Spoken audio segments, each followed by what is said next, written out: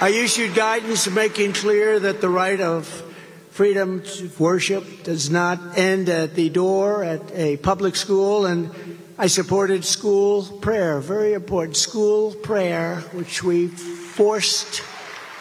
unfortunately had to force into some schools. It should be very easy. You would think it would be very easy, but it wasn't, but we did it. I was the first and only president to convene a meeting of the United Nations to end religious persecution worldwide. First time they've ever done it. They were not thrilled, but that was okay. They did it. I signed an executive order to install faith advisors in every federal department and agency so that your voice and the Christian worldview would be heard in the halls of power in Washington and all over the world. It was a very big deal. Very proud of it. Wasn't that easy to do, you know that. Hej, velkommen til Cure Bibelcamp. Ja, som I kunne se, så er der sket noget i USA i løbet af de sidste par uger her. USA har valgt en ny præsident, Donald Trump, og som I kunne høre, så er Trump på banen, når det gælder de kristne værdier. Eller hvad, Henrik? Ja, absolut. Han er jo blevet det, de kristne har ventet på. Mm. Han ønsker jo, at kristendommen skal tilbage for at redde USA. Ja. Og man kan sige, at det lyder rigtig godt. Så. Det lyder rigtig godt. Og det som vi kunne se her i det første klip, det er fra en tale, som Trump han holder for de kristne broadcasting. Ja. Altså dem der sender altså fjernsyns- og radiostationer osv. i USA, og til en masse kristne præster osv. Så holder han en time lang tale til dem, og det er fra februar måned i år, altså 2024. Ja. Det vil sige godt et halvt år før valget. Ja. Så man holder den her tale, og der har vi hentet nogle forskellige klip fra det, for jeg synes, det er interessant at se, hvad Trump han egentlig siger til de kristne. For det kan være spændende at se, hvis vi går ind i, hvad Bibelen siger, ja. Og hvad det egentlig er, han ønsker at sige. Fordi jeg tror, hvis vi ser de bibelske profetier, sådan som de er, de er ikke skrevet tilfældigt. De er ikke skrevet, for de skal være svære at forstå. De er skrevet, for at vi ikke skal tage imod bedrag. Ikke? Det, som jeg får øjnene op for nu her med det, Trump nu siger, ikke, det er, at de var nødt til at tvinge bøn ind i kirkerne, ikke? Eller ind i skolerne. Ja. Og jeg har det sådan med at tvinge noget ind, så har vi et problem. Jeg kan godt forstå, at han siger, at vi skal kristne dem. De skal forstå, at der er en Gud til. Og derfor så er det vigtigt, at vi som nation sørger for, at de lærer det. Men samtidig, når han taler om frihed, altså frihed til religionsfrihed, om det er frihed fra kirken til at gøre, hvad den har lyst til, eller er det frihed til, at vi kan vælge frit, om vi vil eller ikke vil? Det er jo interessant, fordi at sand frihed er det, at kirken har frihed til at gøre, hvad den vil, eller at jeg kan tage en personlig beslutning om at følge min personlige overbevisning. Ja, og derfor så skal vi være meget forsigtige, når kirke og stat begynder at samarbejde, fordi det har vi set i Det Gamle Testamente. Gud greb ind, hver gang kongen gik ind og gjorde præstens opgaver. Ikke? Og han fik enten spedalskhed, eller blev afsat. Så vi kan se, at i Det Gamle Testamente, kan vi sige, at kirke og stat har altid været noget, Gud afskyer. Fordi du kan ikke tvinge folk til noget ved at lave lov om det. Men i USA, der er jo kirke og stat jo adskilt i deres grundlov. Ja. Så kan man sige, okay, jamen, så er det jo ligegyldigt. Men ja, man kan sige, at det er adskilt, men det er det i princippet også, men som nogle af de der højesteretsdommer, de har i dag. Jeg ved, 7 af 9 er i dag i hvert fald katolikker. Om der er flere nu, jeg ved ikke, hvad der er lavet. Men nogle af dem siger rent ud, jamen altså, jeg har et interview med en af dem, hvor hun direkte siger, jamen altså, de har jo aldrig været rigtig adskilt. Nej. Så derfor har de altid hængt sammen. Men man kan sige, at i grundloven er det stadigvæk sådan, at det er sådan, men vi kommer til at kigge på nogle bibelprofetier her, som fortæller, at USA kommer til at spille en rolle i den sidste tid af verdenshistorien, der kirke og stat kommer til at gå sammen igen. Lige præcis, og det kommer til at føre til forfølgelse af dem, der ikke vælger at gøre, som de siger. Lige præcis, ja. Så Henrik, kan du ikke begynde med at holde en bøn, inden vi går videre? Kære himmelske far, tak fordi vi har dit ord som en vejledning for, at vi ikke skal tage fejl. Tak fordi at vi ved, at du ønsker, at vi skal se sandheden, og at vi skal se, hvor alvorligt det er ikke at forstå dine profetiske forudsigelser, fordi de er der ikke for sjov. Far, hjælp os gennem studierne her, at det må få mennesker til at få øjnene op for, at tingene ser ikke så lyserødt ud, som vi gerne vil gøre det til, når vi ser på verden. Men far, hjælp os at forstå alvoren i, hvad vi kan risikere, der kommer snart. Det beder jeg om i Jesu navn. Amen. Det her er et klip, som vi kommer til at vise nu, som er fra en kirke i USA, der den her præst, han kommenterer på Donald Trumps valgsejr. Lad os lige se den. Now, for such a time as this, the goal is not to make America great again. The goal is to make God great again in America.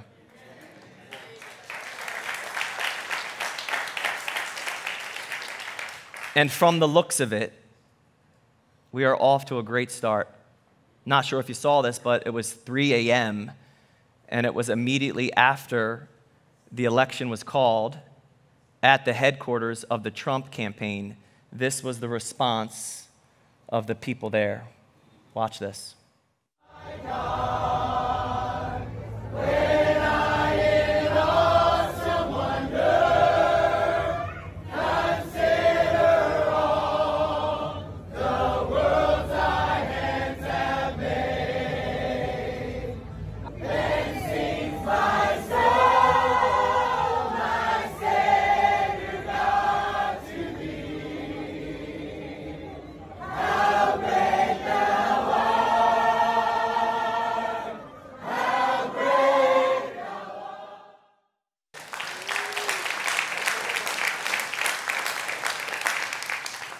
Final thing I'll say, Jesus was clearly welcomed at that rally. And that's the point. That is the difference. So let us pray. Den her præst, han sagde, at Jesus var helt klart til stede i Trumps hovedkvarter. Ja, og det kunne det også tyde på, når man ved, at det der vi ønsker nu i USA, som han også siger, det er, at vi skal jo have Gud tilbage i samfundet, ikke? Og så lyder det jo som om, at det er det, der vil ske. Ikke? At nu har vi endelig nået dertil, at vi har brug for magt. Det kommer vi også til. Ja. Vi har brug for magten til, at nu skal vi få folk tilbage til kristendommen, fordi vi er så påvirket af hedenskaben, at vi kan se, at det går ud over USA. Så de jubler jo. Men det, jeg kan se ud for det her, det er, at havde de forstået deres bibel, så ville de kunne se, at vi er på vej ind i noget, hvor kirke og stat har slået sig sammen med et formål og gøre det, folket ønsker. Folket ønsker, nu skal vi have kristendommen tilbage. Ja.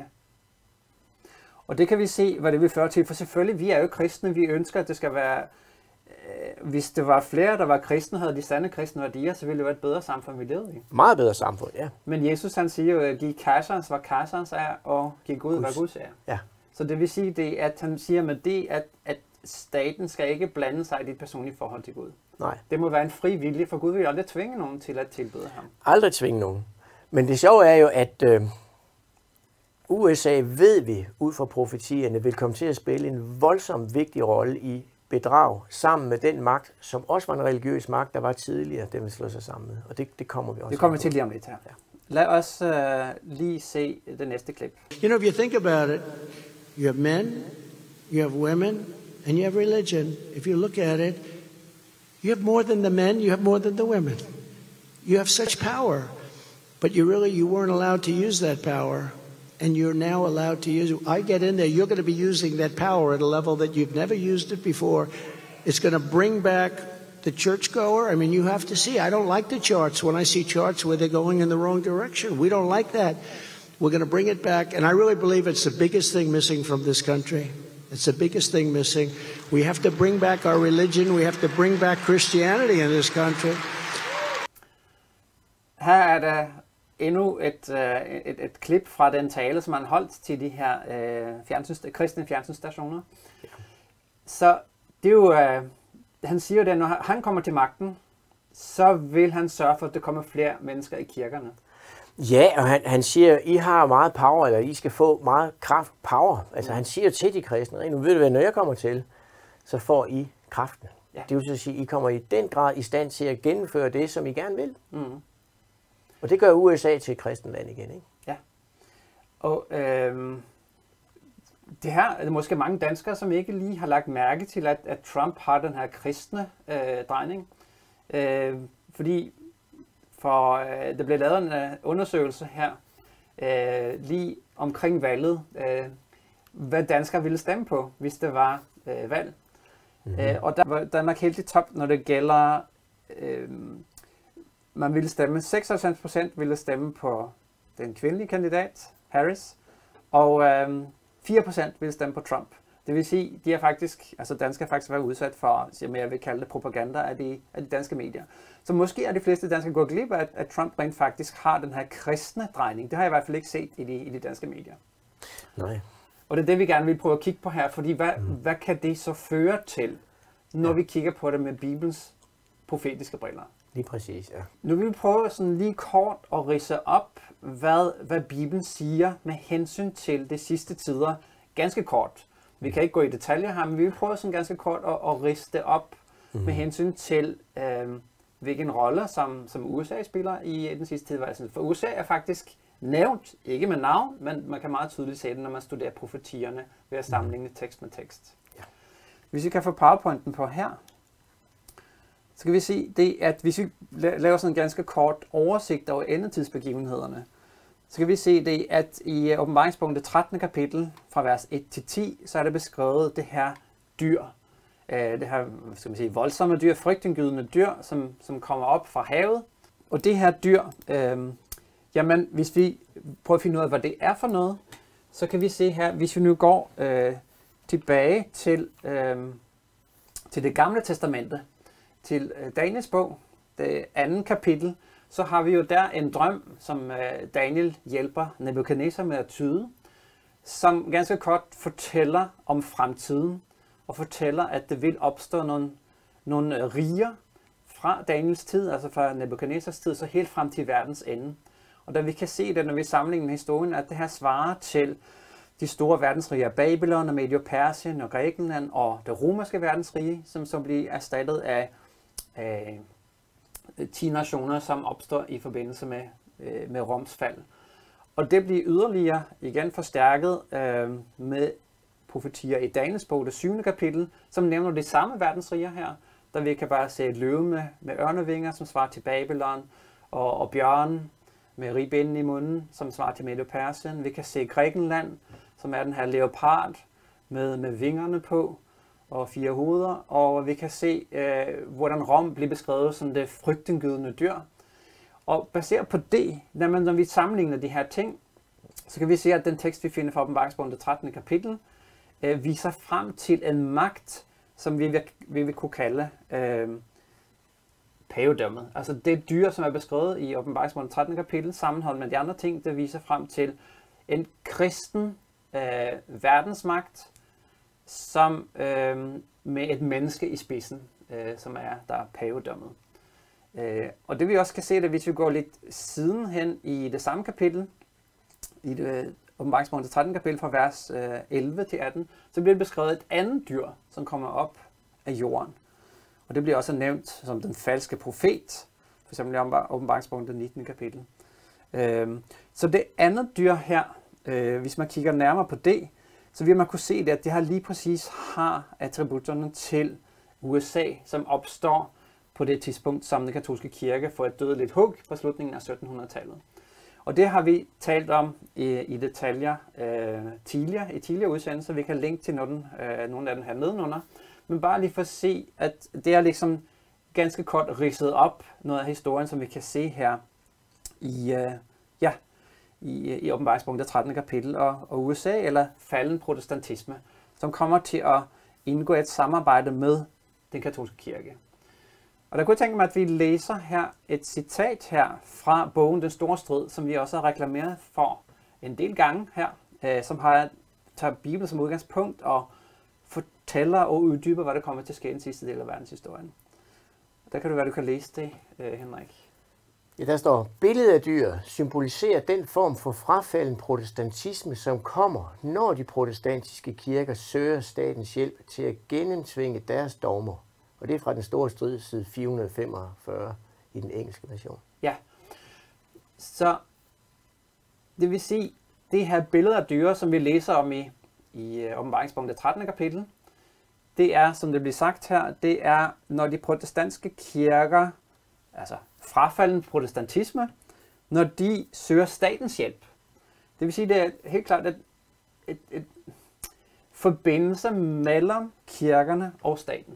Ja. Og der ved vi jo så fra at da USA blev oprettet, så det var kristne mennesker, der gjorde det, men i princippet var det et sekulær stat, der man adskilte kirke og stat. Og det var fundamentet, og faktisk så flygtede man til USA, fordi man havde religionsfrihed i USA. Det havde man ikke i Europa på det tidspunkt. Nej.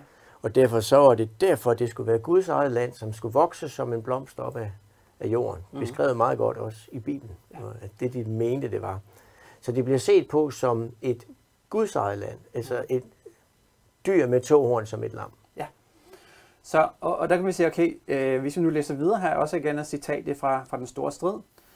Når de ledende kirker i de forenede stater forenes om de læresætninger, som de er enige om, og påvirker staten til at gennemtvinge deres forordninger og opretholde deres institutioner, vil det protestantiske Amerika have skabt et billede af det romerske præstevælde, og resultatet vil uundgåeligt blive, at anderledes tænkende dømmes efter straffeloven.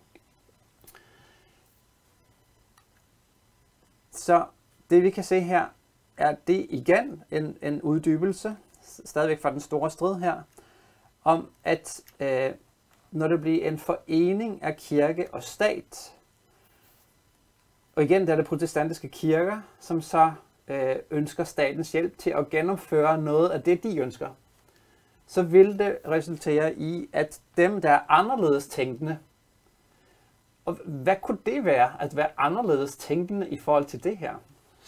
Jamen det er jo dem, der ikke tænker som dem. Ja. Og problemet er, at når staten går ind og ønsker, at vi skal tænke på en bestemt måde, så har vi ikke frihed længere. Nej. Og derfor, hvis man ikke har den idé, som de lægger op til, men vi ønsker at leve på en anderledes måde, ikke? Så har vi et system, som går ind og så siger, I skal tænke, som vi gør, ellers så har vi lov imod det. Vi var lige ved at opleve det her under coronaen, også i Danmark, ikke? Ja. Det, der fik mig op og sige, hey, der er noget galt, for nu går vi over i nogle principper, som ikke er de gode. Vi skulle til at vise samfundssind. Og problemet er, at selvfølgelig vi skal vise næstekærlighed. Men at vise samfundssind betyder, at vi skal vise det samfund frem, som bliver dikteret til os, hvordan det er. Ja.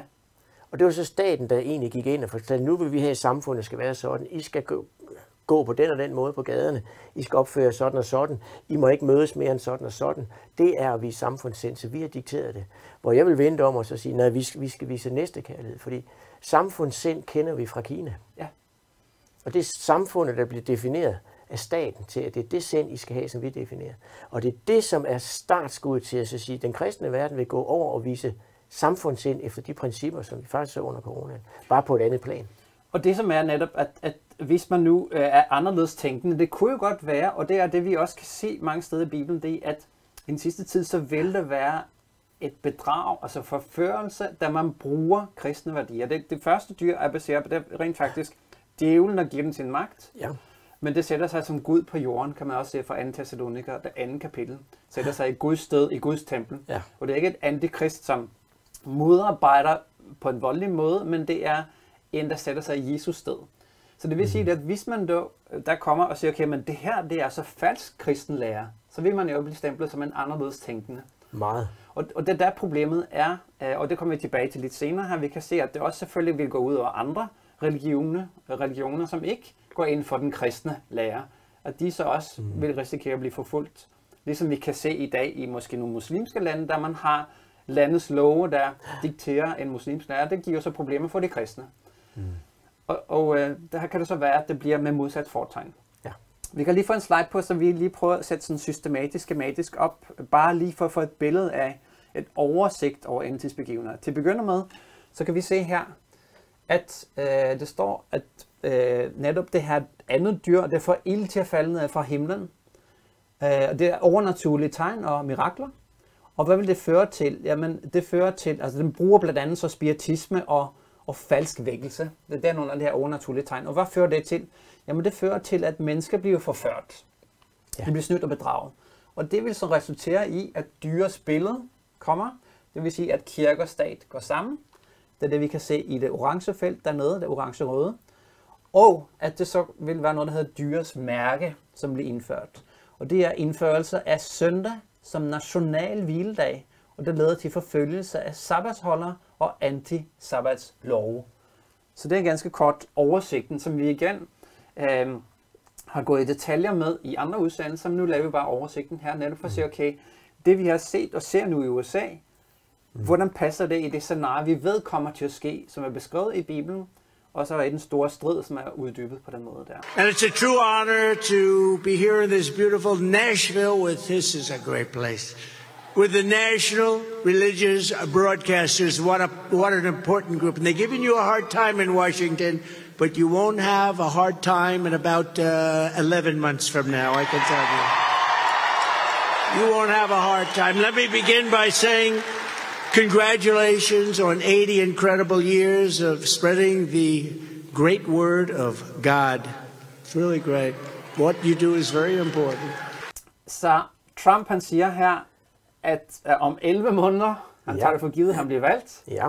Det kunne han selvfølgelig ikke vide, men det blev han jo. Han blev valgt, ja. Så siger han så de her kristne, at de har haft nogle svære tider nu. Der mener han så med den her administration, som har været, altså med Biden. Ja. Men når jeg kommer til, så er det nye tider. Er det nye tider, så kan I blive hørt. Ja. Og det er også det, som egentlig er fundamentet for, at kirke og stat går sammen. Det er, at de ikke bare bliver hørt, men at de får power til at gennemføre det. Og vi kan se efter valget, ikke? Altså, han er jo total magt på alle niveauer. Så det har overrasket mange, hvor meget magt han har. Som nogen siger, han er jo nærmest blevet enevældig. Ja.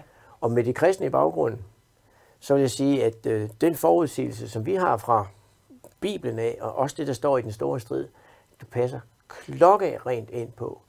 Mere tydeligt, end da jeg læste det før, for et par år siden. Mere tydeligt nu, hvor jeg kan se, aha, det er mere og mere tydeligt.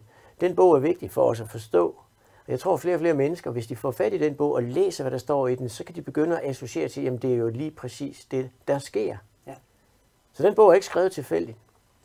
Det tror jeg heller ikke, og det er Ellen G. White, som vi tror på, og er en profet, som er sendt fra Gud til at give os lys i endetiden. Ja, og hun bliver set som falsk profet. Alle de steder, hvor de taler om som falsk profet, når jeg går ind og ser det, så kan jeg se, at det er falsk, det de siger. Ja. For vi går ved det efter, så er det enten noget, hun ikke har sagt, eller også er det noget, som de ikke har, fordi de ikke tror på det, der står i Bibelen. Jamen. Men det primære i det er, at den katolske kirke ser hende som falsk profet, fordi de gør alt, hvad de kan for, at hun ikke skal blive læst. Fordi det vil sætte en pind i hjulet på det, de har gang i.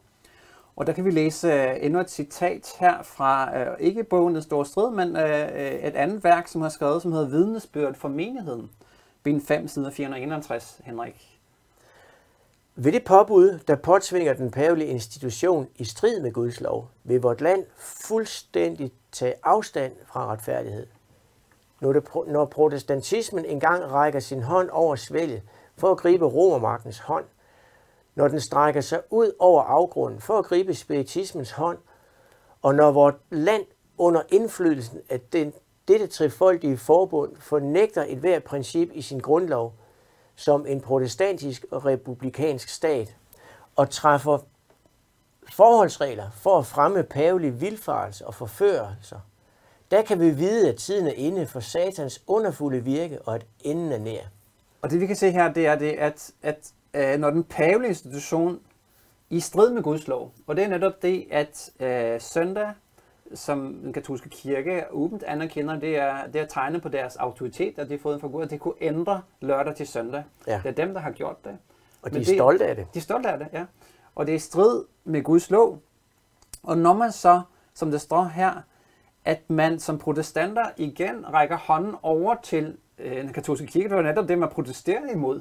Ja. Men når protestanterne igen gør det her, og så sådan fornægter et hvert princip i sin grundlov, og det princip er jo netop det, at kirke og stat skal være adskilt. Ja. Når man fornægter det, så det tyder på, at det bliver forudsagt her, at det vil komme en tid, som ikke er nu, men det vil komme en tid, da kirke og stat igen vil gå sammen. I allerhøjeste grad. Og det der med, hvornår rakte den protestantiske kirke så hånden over sundet. Hvis vi går hen til Tony Palmer, som i 2014 erklærede, at overfor rigtig mange ledere, at vi er ikke længere protestanter. Nej. Og har et interview, hvor paven direkte siger, jamen altså, I er jo som Israel, der finder sin bror i Egypten. Og her begynder, samarbejdet, hvor vi ikke længere er dem, der går imod, men er fælles med den katolske kirke om at nå nogle mål. Og det er det, vi ser resultatet af i dag. Det er, at der sker nogle ting, hvor hvis man kender til den katolske kirkes principper, kan man se, at meget af det, der bliver nævnt i protestantistisk øjemed, ikke, at nærmest citater hentet fra den katolske kirke. Ja. Og det, som er interessant her, hvis vi går til en hjemmeside, som man kan finde selvfølgelig på nettet, som hedder project2025.org. Det er en organisation, som igennem mange år har kommet med rådgivning til USA's præsidenter. Man ved, at mange af de præsidenter, der har været, de har brugt de her råd, de har fået fra den her organisation. Og på deres hjemmeside, så kan man blandt andet se, okay, der er nogen, der mener, at det her er Trumps egen organisation, og det er det så ikke. Så man kan sige, okay, det vi læser her nu, det er ikke dermed 100% at Trump vil gøre de her ting. Og det er også det er nogen, der har ment det, og så kan de se her, jamen så er det jo falsk, at det ikke er Trump, der gør det. Men nej, de er en uafhængig organisation, så det er ikke Trumps egen. Men de har, som sagt, igennem flere præsidenter tidligere, været dem, som var rådgiver for, især for de konservative.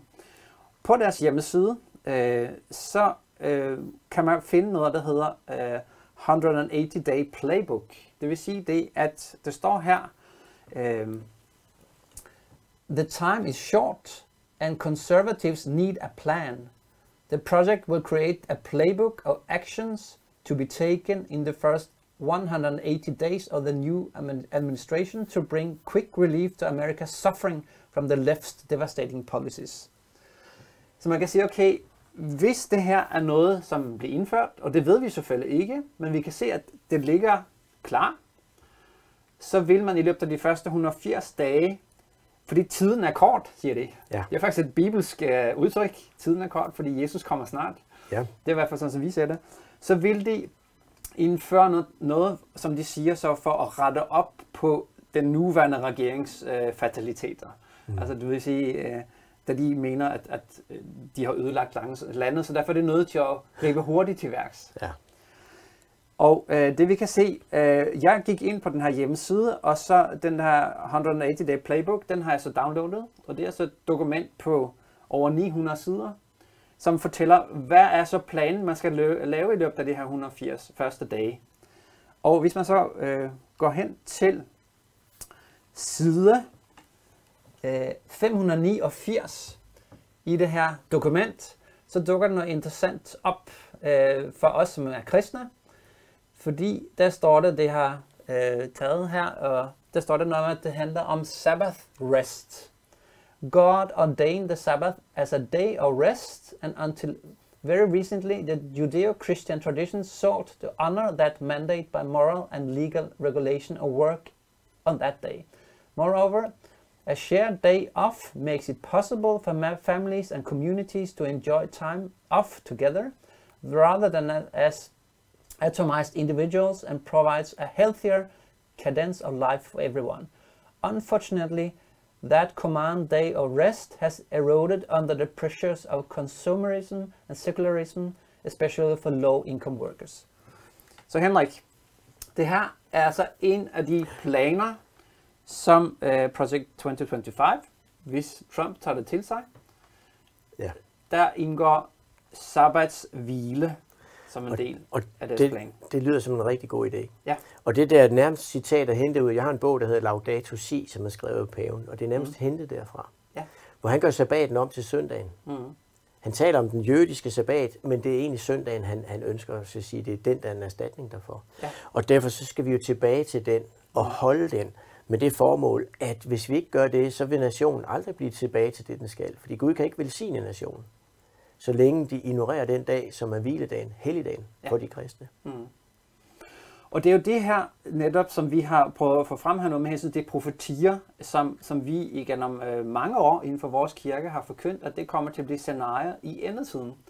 At den USA vil bruge de katolske principper og indføre, igen, kirke og stat, at de går sammen, og det vil indføre så det, vi kalder dyrets mærke, som vil være tvunget, eller en lov, som tvinger mennesker til at holde søndagen hellig. Og det vil komme gradvist, og her er det jo meget fint, kan man sige, for det handler om, at man passer på sin familie og går væk fra den her konsumerisme, det vil sige, at man hele tiden skal købe og så videre. Så det er nogle meget fine principper, som er her. Meget fine, ja. Men igen, så piller det jo ved folks egen ret til at vælge, hvilken religion man selv vil tilhøre. Ja, og de gør det med et godt formål. Mm. Men det er bare det, at ifølge Bibelen, så viser sig, at det har stik modsat virkning. Ja. Og det er en alvorlig ting, når vi kommer ind og ser på det. Vi kan læse igen fra den store strid her, netop om det her med sabbaten. Der står det, sabbaten bliver den store prøvesten, for denne sandhed er den mest omstridte. Når menneskene bliver stillet på den endelige prøve, vil skillelinjen blive trukket mellem dem, der tjener Gud, og dem, der ikke tjener ham. At helligholde den falske hviledag i lydighed mod statens lov, og i ulydighed mod det fjerde bud, er et udtryk for, at man viser troskab over for en magt, som er Guds modstander. Mens helligholdelse af den sande sabbat i lydighed mod Guds lov er et bevis på troskab mod skaberen. De, der tager imod tegnet på underkastelse af de menneskelige magter, tager dyrs mærke på sig, mens de andre, som vælger det tegn, der er udtryk for troskab mod den guddommelige autoritet, tager Guds sejl. Så det siger her, at sabbaten bliver den store prøvesten. Det vil sige, tjener man Gud, eller tjener man Satan, faktisk? Ja, og man kan sige, at det har der jo været før i historien, når man kigger på det gamle testamente. For Israel var det også en prøvesten. Det er ikke Israels dag, helligdag. Nej. Det var Guds dag, som skulle være sådan, at hvis Israel holdt den dag, så var det fordi, det var Herrens dag, de holdt. Mm. Og derfor, hvis de ikke holdt den, så havde de ikke Gud som deres Gud. Nej, fordi... Og sådan har det været helt, hvor Gud har ikke ændret sig. Fordi anerkender man Gud, så viser man det ved at holde hans sabbat. Det er det hans sabbat. Det er lige præcis. Det er ikke menneskeskabt, det er ikke jødernes sabbat, det er hans. Det er Herren, din Guds dag. Og der er ikke mange, der er klar over, at mindet for sabbaten, som den er ifølge Bibelen, det er, at det er Gud, der skaber. Mm. Det er ham, der kan sætte mig fri fra mit slaveri. Det er ham, der helliggør mig. Det er ham, der giver mig et nyt hjerte. Og alt det har vi ikke i den normale kristendom, fordi der er søndagen bare til minde om, jamen når vi dør, går vi jo i himlen. Ja. Vi skal bare opføre os pænt. Mm. Hvorimod sabbaten er til minde om, det er Gud, som skaber, der er i stand til at gøre, at jeg bliver helliggjort, at jeg er i stand til at sættes fri fra slaveri. Så det har sådan en konsekvens for det liv, jeg lever? At... Ja, fordi hvis jeg lever et liv, hvor jeg ikke ønsker at blive sat fri fra syndens slaveri, men bare ønsker at leve og få det bedste ud af det, og så håber det går godt i den anden ende, så har jeg ikke et evigt liv. Nej. Fordi som Jesus også siger, det evige liv er, at de kender dig og ham, du har udsendt, Jesus Kristus. Og hvis de ikke kender Gud, og hvad Gud står for, jamen, så er der ikke evigt liv. Og det er det, sabbaten er til minde om, at Gud som skaber er i stand til at sætte dig fri fra slaveriet, ved at han helliggør dig. Og det er Helligåndens opgave. Mm. Så Helligånden er faktisk, sabbaten er egentlig mindet om, eller sejlet på Helligåndens opgave i at besejle os, at vi holder Guds lov. Ja, og noget af det, som også vi kan se, hvis vi læser videre en stor strid på side 417 her, det kan være, du kan læse det, Henrik. Dog fremhæver netop denne slags mennesker, at den overhåndtagende korruption, som er en stor del skyldes vanhelligelsen af den såkaldte kristne sabbat, og at den tvungen overholdelse af søndagen som helligdag i høj grad vil forbedre samfundets moral. Denne hævdelse fremkommer særligt i Amerika, hvor læren om den sande sabbat er blevet prædiket viden om. Ja, og man kan sige, at det her det er jo et af de argumenter, som kommer, fordi at samfundets moral er gået ned. Og vi ved jo også, at en af de ting, som de konservative i USA de slog på, det var modsat de liberale, som hævder, at man skal kunne leve altså, som homoseksuel, og hvilket køn man har, og fri abort osv. Ja. Og det her, det ser de konservative kristne i USA som en trussel imod staten, at samfundets moral går væk. Ja. og at man kommer til at leve så langt væk fra den plan, som Gud har for ens liv, hvilket jeg kan være enig med dem i. Men jeg vil ikke lovgive på den måde, fordi at det igen, det er en fri vilje. Hvis de ønsker at gå den vej, så må de gå den vej. Ja, og problemet med at lovgive noget, det er så at sige, nu skal vi med menneskelig kraft sørge for, at du ikke gør sådan. Ja. Hvorimod sabbaten var til minde om, jamen altså, hvis du holder til Jesus eller til Gud, så er løftet om, at han vil gøre det i dig, at det gør det ikke. Men når vi ikke har sabbatens forståelse, så er vi nødt til at sige med hård hånd, så skal vi sørge for, at du gør det. Ja. Og det er det, der er faren ved at blande kirke og stat. Fordi det er jo netop det, at sand religion, det vil være noget, som du tager til dig i hjertet, som forvandler dig indenfra. Så det er det, at du tager imod Jesus som det personlige frelser, som vil forvandle dig og sætte dig fri for de ting, som Gud kan hjælpe dig med.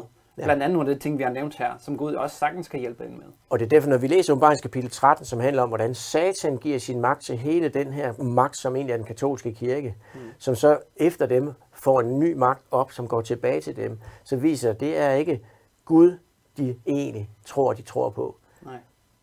Det er Satan, der udgiver sig som et lysets engel og giver det hele. Men de har fuldstændig mistet den kraft, som Gud har til at forvandle os. Ja.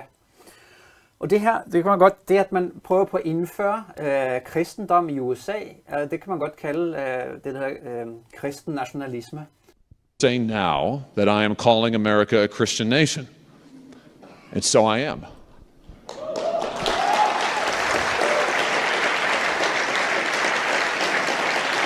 And some will say that I am advocating Christian nationalism, and so I do.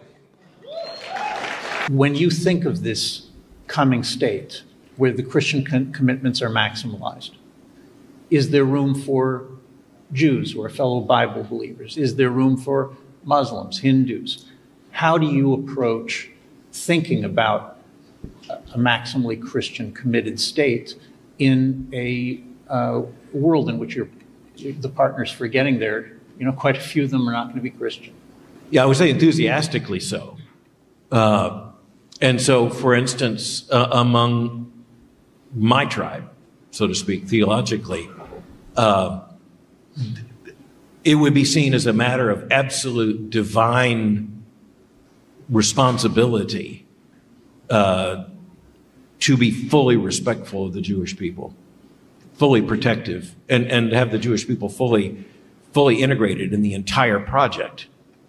And I think this is where also, quite honestly, where you have, traditional Roman Catholics, conservative Protestants, and conservative Jewish people who basically already live in the same world and acknowledge that and have a mutual dependence and appreciation. I think when you asked the question, though, you broadened it and you said Hindus and Muslims and others. I don't think a nation can survive without theological commitments. That does not mean it cannot allow others to be a part of the community and even invite others in a certain sense into the community, but it does mean that there has to be the explicit acknowledgement that this is a nation with specific theological accountability and theological commitments. Those coming should respect that, must respect that, understand that. And so the kind of modern secularist dream is, I believe, a constitutional nightmare. Så det vi kan se her, Henrik, er det, at anderledes tænkende, for eksempel muslimer og hinduer her, ja, kan de være en del af den kristne samfund? Det kan de jo godt, men de er nødt til at anerkende, at det er nogle teologiske grundsætninger her, som skal følges. Ja, og det vil så sige, det han egentlig siger, det er, at de behøver ikke at tro på det, de skal bare gøre det. Ja. Så det egentlig ligger op til, det er egentlig det, som er dyrets mærke, ikke? Det er, at du skal enten have det i hånden eller i panden, ikke? Ja. Hvor Guds lov skal være både og, ikke? Så det han egentlig lægger op til, ja, de kan godt være en del af det, men de må bare anerkende, at så skal de underordne sig under de love, som vi laver, som er kristne love. Ja. Og det er jo det, som er det farlige ved det. Netop også det, nu nævner han muslimer og hindu, men det kunne også godt være, hvis man nu siger, okay, jamen den her søndag, som er indført, hvis jeg studerer i Bibelen, og så siger man, det er lørdag, som er det, så derfor anerkender jeg ikke den lov. Ja, så har du et større problem, end muslimerne har. Ja. Fordi du har et virkelig bibelsk argument, som du kan vise frem og så sige, på grund af det her, der har jeg altså ikke tænkt mig at gøre det. Nej. Og der har du et argument, som kan være farligt for den nation, fordi det kan vise andre, jamen der er faktisk Bibel. Vi kan ikke sige noget imod det. Nej. Og det vil jo føre til, at der bliver protester. Og så har vi protestantismen tilbage, hvor den skal være, ikke? Men det holder bare ikke i det samfund, der er ved at blive bygget. Noget, som er interessant her, er, at der findes noget, der hedder The Johnson Amendment, som er i USA's lov. Og den, ganske kort, så går den ud på, at kristne organisationer ikke kan have skattefrihed, hvis de støtter politiske emner. Det vil sige, det er igen for at adskille kirke og stat. Ja. Lad os lige se på det her klip, som Donald Trump fortæller igen til de her kristne organisationer, hvad han gjorde, da han i sin første periode blev indsat. Then we had some incredible results. I blocked the IRS from using the Johnson Amendment to interfere with pastors' freedom of speech. And Joe Biden is trying to take it back. He's trying to take it away. They used that. I'll never forget, I was in New York in Trump Tower. It was 2015. I had probably 45 pastors, some rabbis, and but we had people of faith and teachers of faith and very people I want to hear from. And I said, I'd love to have your endorsement. And they looked a little bit like bewildered. Because I didn't know what the hell. I never ran for office before. Now I'm running for president and I'm leading. And I say, I want to have your endorsement. And they said, no, I don't. We just can't do that. I'm wondering, because they had come up 2 or 3 times. We got along great. We all agreed on just about everything. But when I said, I'd love to have your endorsement, the room went sort of silent. And I called one of them over and I said, what's wrong? I don't understand. Why wouldn't you endorse me? I mean, the person you're talking about, and you could go either way, whether it's Biden or Hillary Clinton. I don't use the word crooked, for I took that word away from her and I put it now on Biden. I call her now beautiful Hillary. She's a beautiful woman. But I said, why aren't they endorsing me? I'm so much better. I mean, I don't want to brag, but I am so much for what you are all about, and what you're about is the most important thing. They said, sir, we're not allowed to. We have a thing called the Johnson Amendment. I never heard of that. I said, what is it? Well, if we openly support somebody, politically, we could lose everything. They'll take away, we have a tax-exempt status. They'll take that away. Churches will be devastated, will be devastated. I said, I never knew that. This was Lyndon Johnson, very powerful president, actually, powerful guy. He knew how to get things done, and he had a problem with, I guess they say, a pastor in Houston or Dallas, big problem. And he did this. He put this horrible rule into effect, and it was a very strong rule. And I said, so, and we were on the 68th floor of Trump Tower, and we're looking down on Fifth Avenue. I said, so that means that any person down there has equal power to you people, and you're the people that everybody wants to listen to, but you're not allowed to back that up because you need some political strength. They said, essentially, that's right. We can't really do anything because we'll lose tax-exempt status and other things. And I said, that's too bad. I said, if I get in, we are going to totally void out the Johnson Amendment, and I was able to do that. We voided it out, and you were able to speak because you're the people that I want to hear from and that other people want to hear from, and you're not allowed to speak. And you should be allowed. If you see somebody that believes in Christianity, if you see somebody that loves evangelicals or Israel, which has become more and more prominent in your thoughts and your prayers, you should be able to vote and to promote the person that's backing the ideas that you love and cherish, and it's very important. So I thought it was the most ridiculous thing. Anyway, we got rid of it, and people took a much more active stance, and that's great. And we're going to do it again, and we're going to get it out now permanently. We were putting it in the tax, but we had tremendous bite back on that. But for 4 years, we went through a great period. You were able to speak. And we're going to make that on a permanent basis. You're going to be able to do it because you're the people we want to hear from, the pastors and the ministers and the rabbis. The people in this room are the people we want to hear from, and they have to have a political voice. Okay, Henrik. Ja. Hvad er det, han egentlig siger her med The Johnson Amendment? Jamen, altså, han er jo selv overrasket over, at I har jo så meget at sige, som skal redde USA. Men det må I ikke, siger I. Jamen, nu skal jeg sørge for at ændre sådan, så I kan få mere magt, sådan så vi kan få det tilbage, fordi det er da en stor fejl. Ja. Så det han egentlig gør opmærksom på, det er, at kirke og stat, det går ikke at holde adskilt. Nej. Og jeg kommer til at tænke på, at 9/11, altså da tårnene faldt, der var der en af højesteretsdommerne, som kommenterede efter det, at det er en fejl, at vi har holdt kirke og stat adskilt. Ja. Fordi nu kunne man se, at det her var en religionsbegyndende krig. Ikke? Så allerede dengang var der snak om det, at det er en fejl. Men her lægger han direkte op til, at vi må have ændret den Johnsons amendment der, med et formål. I skal ind og have magt. Det vil sige, at de kristne skal få politisk magt. Det er egentlig det, som Trump han går ind for her. Det er det, han går ind for. Og det startede han i sin første periode, men Biden har sådan trukket lidt tilbage igen, men Trump vil igen gøre det, hvis han bliver valgt igen. Ja. Så det vi kan se her, hvis vi igen går til den store strid, man gerne tager det op her, så kan vi læse lidt, hvad det vil sige, hvis man nu for eksempel er blandt dem, der nægter at gøre, som den kristne stat siger, man skal gøre. Side 431, samvittighedsfuld lydighed med Guds ord vil blive behandlet som oprør.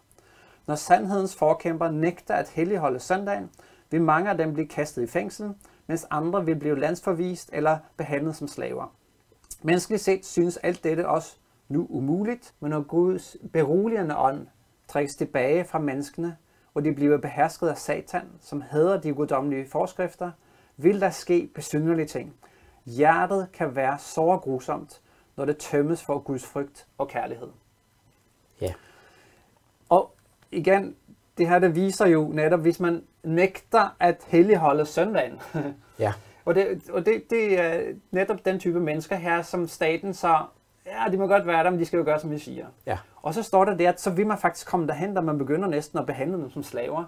Og at man, når Guds ånd trækker sig tilbage, så bliver der meget ondskab. Ja. Og jeg kunne tænke mig at vise et klip her, som jeg ikke ret godt kan lide at se. Men det er altså en kristen, tilsyneladende kristen mand, som siger det her. Bare for at se, okay, hvad kan konsekvensen være, hvis man bliver så dedikeret til, at dem, der ikke gør, som jeg siger, når det gælder kristendom, de bliver udsat for det her. Lad os lige se det. I'm to the place right now, if you vote Democrat, I don't even want you around this church. You can get out. You can get out, you demon.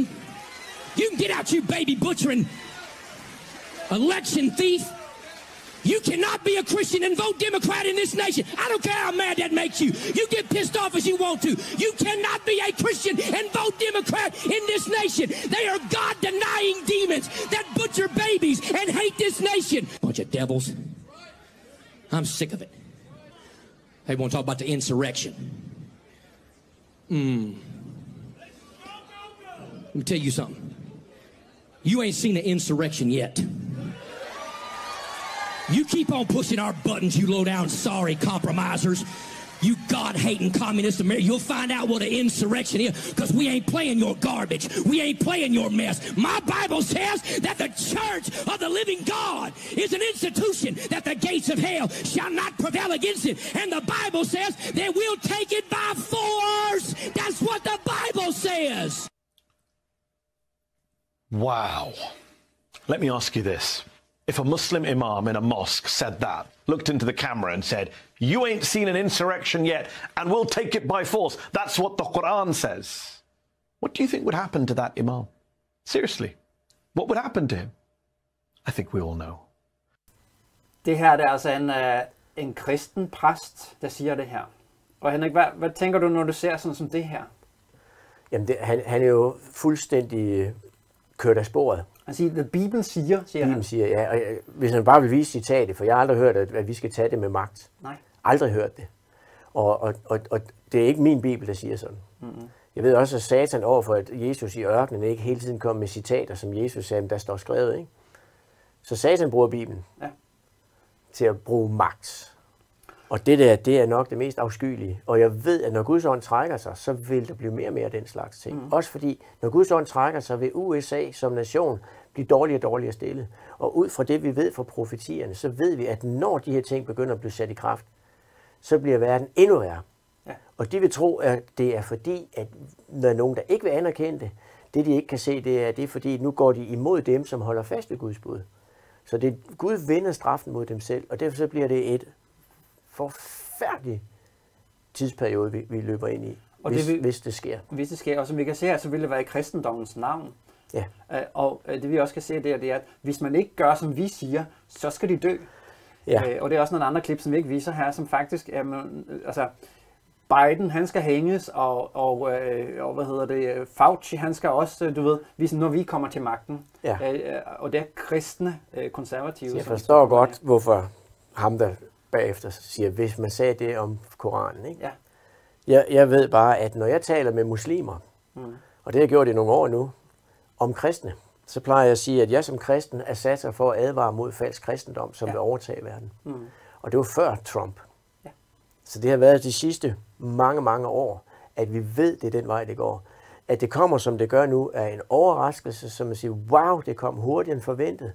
Vi kan forvente endnu mere i den forkerte retning nu her, fordi hele verden er bedraget. Og Gud ønsker et folk, der skal gå ud og advare om, at dem, der tilbeder det her, altså de er alvorlige på den. Og vi kan læse endnu et citat her fra Den Store Strid, som er den fantastiske bog, som du kan se. Og jeg ved ikke, om du allerede nu kan se, at den her bog, den burde du have, fordi den beskriver på sådan en måde, hvad der kommer til at ske i verden, og som allerede nu er ved at ske. Men på side af 429, så står det her. De, der har forkyndt sandheden i den tredje engels budskab, er blevet ansat for at være ulykkesprofeter. I dag kunne vi måske kalde den konspirationsteoretikere. Deres forudsigelser om, at religiøs intolerance er der vil komme til at præge de forenede stater, og at stat og kirke vil slutte sig sammen for at forfølge dem, der holder Guds bud, er blevet kaldt ubegrundet og urimelige. Det er ofte blevet påstået, at de forenede stater aldrig vil ophøre med at være trosfrihedens forsvar. Men efterhånden, som der drives mere og mere udbredt propaganda for, at søndagens helligholdelse skal gennemtvinges ved lov, kommer den begivenhed, som kun de færreste har ville tro på, nærmere. Den tredje engels budskab vil da fremkalde en virkning, som det aldrig ville have kunnet fremkalde før. Ja. Altså ulykkesprofeter. Ja, jeg ved det, for jeg ved fra en, som jeg kender rigtig godt, som jeg skal ud og holde bibelstudier med også, ikke? Hun kender en præst, som ikke vil komme, fordi de der adventister, de har noget domsbudskab, og det vil hun ikke høre på. Men når den er i Bibelen, så har vi det altså, så er det nødvendigt for os at tage det op, ikke? Fordi som udgangspunkt, så er der en advarsel, som er den værste i hele Bibelen. Den aller værste i hele Bibelen, som kommer i åbenbaringsbogen, ikke? Skal vi ignorere den? Når vi kan se, at alle de andre advarsler er gået i opfyldelse. Ja.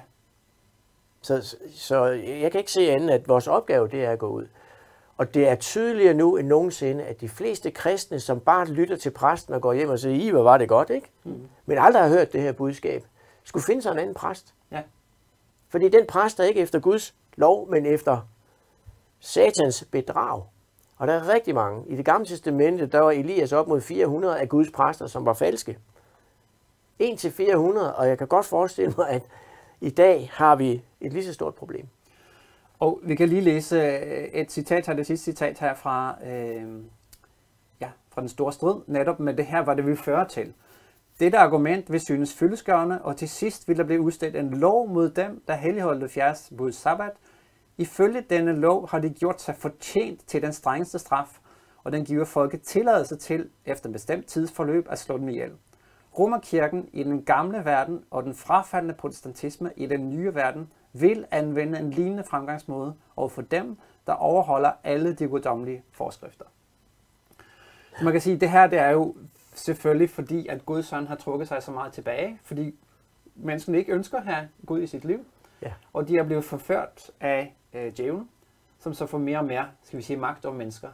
Og det vil jo føre til, at han vil slå ihjel. Ja. Og det kan vi sige, okay, men det har måske været utænkeligt før, men vi kan se her lidt af de ting, der kommer frem her, at hvis man går imod den her lov, så bliver man til fare for samfundet. Ja, og når Jesus bliver spurgt om, hvad er tegnet på dit komme, så siger han, pas på, at I ikke bliver ledt vild. Ja. Men han kommer også med noget vigtigt, det er, at der vil komme krig, ulykker og jordskælv og alt muligt andet. Og han siger, det er ikke afslutningen, men det er vejerne. Og vejer fører til noget. Og når de vejer bliver kraftige nok, så vil verden forsøge at gøre sit for at komme ud af det. Ikke? Så når jordskælv og ulykker og krige og alt muligt andet tager voldsomt til at være at ødelægge den her verden, nu taler vi om at ødelægge den. Når den er ved at ødelægge den, vil den nå derud, at vi kan kun redde den ved at gå modsat. At de ser det ikke som vejerne på, at det kommer, fordi Guds ånd er ved at trække sig. De ser det som om, at vi ikke kan redde verden. Ja. Så når de begynder at se de ting, så kommer der love, som vi kan se, kan føre til dødsstraf. Vi kan ikke forestille os nu.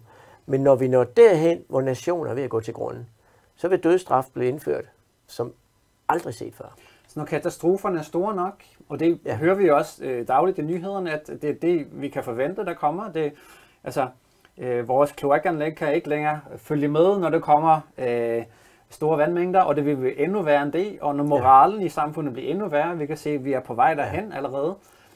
Så når mennesker bliver så desperate, og de ikke længere kan betale elregningen, eller hvad det er, fordi at priserne bare stiger, så er man villig til at gøre hvad som helst. Og som jeg sagde til en, jeg kender rigtig godt som advokat under coronakrisen, så sagde at der er noget, der står over grundloven. Mm-hmm.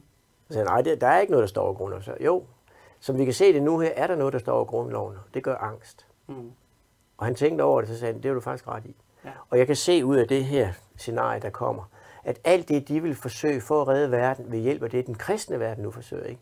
Det er simpelthen det, som bliver advaret om så voldsomt, at det her vil føre til en afslutning på den her verdens nationer, og at Jesus kommer igen. Yeah. Og det er det fantastiske ved det. Altså, vi behøver ikke frygte, vi behøver ikke være bange. Nej, det er bare nu, vi skal vælge, om vi vil følge det system, eller følge Gud. Ja, og det er netop det her valg, som vi kan tage. Ja. Fordi og det er derfor, vi ønsker at gøre de her ting, for at se, men måske er det, at du skal begynde at studere Bibelen mere seriøst, for at finde ud af, hvad det er, som foregår i verden lige nu. Ja. Og jeg kunne tænke mig, at vi tager et sidste klip her fra Trumps sin tale, hvor han fortæller om noget, der kommer til at ske, når han bliver valgt som præsident. Remove the communists, Marxists and fascists. We will defeat crooked Joe Biden. We will restore faith and family to the center of American life, and we will restore power to the people. Ladies and gentlemen, with your help and God's grace, the great revival of America begins on November 5th, 2024. It's a great revival. Ja, Trump lover, at hvis han bliver valgt, og det her er stadigvæk fra hans tale i februar måned, så vil det, at han bliver valgt, blive begyndelsen på en stor vækkelse, kalder han. Han taler jo til kristne mennesker her. Han fortæller, at der kommer til at komme en vækkelse. Ja. Den største vækkelse. Taler Bibelen om, at det kommer til at komme vækkelse i den sidste tid af verdenshistorien? Ikke på den måde. Nej. Tværtimod. Gud vil, når de ting tager til, ikke? Når Satans sidste angreb med Bibelen i hånd går ud som et lysets engel og tvinger verden til, nu skal vi redde verden, ikke? Vi står ikke anderledes end på Jesu tid, hvor jøderne slog ham ihjel, fordi de forventede, at de skulle blive et stort folk i verden. De kristne i dag står så og siger, nu skal vi redde verden, fordi nu skal kristendommen redde verden. Bibelen taler om, at Jesus kommer for at ødelægge dem, der lægger jorden øde. Ja. Og det vil så sige, at det vil ende stik modsat af, hvad de har gang i. Men det er Satans sidste bedrag, som skal være verdensomspændende, med et formål at gå imod dem, som holder fast ved Guds bud og har troen på Jesus. Og Bibelen beskriver også, at det vil komme en, skal vi kalde det en falsk vækkelse, som bliver man nævnt, som vi nævnte lige før her, med ild fra himlen. Ja. Ild fra himlen, som var ligesom da Elias var på bjerget, og ilden fra himlen beviste, hvem der var den sande Gud. På samme måde vil det andet dyr her, som vi tror er som USA, den falske profet, også bruge ild fra himlen som bevis på, at de er fra Gud. Ja. Det vil være en falsk vækkelse, som vil føre til frafald fra Guds 10-budslov, den sande lov, frafald fra Guds sande sabbat, og det vil føre til forfølgelse af dem, der går imod landets lov, som går imod Guds bud. Og det du nævner her er faktisk det, som er udtrykket for Harmageddon. Ja. Fordi Megiddo, det var den slette, hvor Israel kæmpede deres kampe. Og der var ikke nogen Hamas eller bjerge. Det er det bjerg ved Megiddo. Men det skal få os tilbage til at så se, at Gud lod ild falde ned fra himlen. Fordi det, man kan se, det var det bjerg, hvor det foregik på. Det kan man se i baggrunden. Så det, vi skal forvente, det er, at Harmageddon bliver en ny udgave af ild, der falder falsk ned fra himlen, hvor man bliver bedraget af Satan, fordi nu er han i stand til at få det til at se ud som om, at det er ham, der er Gud. Og det er den kamp, som bliver imod Guds folk. Så Harmageddon, det er den store kamp. Den store kamp, den er vi alle sammen en del af. Fordi i den sidste ende, så er det dig, som tager beslutningen om, hvilken side vil du stå på. Vil du stå på Guds side? Det vil sige, følge Gud lige meget, hvad det koster. Følge Guds bud og Guds sande sabbat. Eller vil du blive forført? Ingen ønsker at blive forført, det ved jeg. Men du risikerer at blive forført, hvis du kun følger det, du ser i nyhederne, og ikke studerer Guds ord, for at finde ud af, at det er et bedrag. Da du risikerer, at du tror, du følger Gud, men i virkeligheden, så er det Satan, du tilbeder. Og her kommer USA til at spille en rolle, og den katolske kirke kommer til at spille en rolle. Så min opfordring til dig i dag er, studere Bibelen, bed den hellige om at vejlede dig, om at finde sandheden, så du tager det rigtige valg, om at stå på den sande Gud, Gud som har skabt himmel og jord på 6 dage og hvilet på den 7. dag. Han står og venter på, han står og banker på dit hjertes dør og ønsker at komme ind, men det er dig, der skal åbne op. Lad os holde bøn. Kære far himlen, tak for, at vi i dag har kunne se på noget af det, der sker rundt omkring os i verden. Vi ved også, ud fra profetierne, hvad der kommer til at ske i grove træk. Vi ved ikke, hvad der kommer til at ske i detaljer. Og vi ved heller ikke, om det er lige præcis sådan, som det vi har fremlagt nu, at det kommer til at ske i detaljer på den måde. Men vi ved, at du har givet profetierne, for at vi skal være forberedt, og vi kan tage fornuftige valg baseret på dit ord. Så jeg beder om, at alle dem, der ser med her, at du må inspirere dem til at følge dit ord og overgive sig til dig, og være villig til at følge det, som dit ord lærer, lige meget hvad det vil koste dem. I Jesu navn. Amen.